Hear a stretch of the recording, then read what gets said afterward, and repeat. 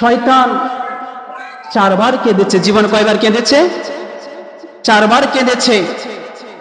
একবার হচ্ছে যখন তাকে আল্লাহ পাক অভিশপ্ত ঘোষণা করেছে, তাকে শয়তান হিসাবে অভিশপ্ত ঘোষণা করেছে, তখন সে কেঁদেছে।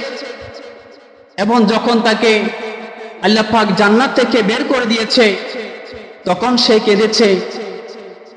এবং কি যখন আমার নবী, আপনার নবী রাহমাতুল লিল আলামিনকে আমার আল্লাহ পাক পাঠিয়েছেন, তখন শয়তান কেঁদেছে, নারাজ ছিল।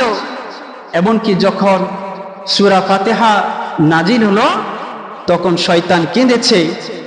তাহলে যারা নবীর আগমনে বেজার থাকবে, নারাজ থাকবে, এরা হচ্ছে শয়তানের দল। কিসের দল?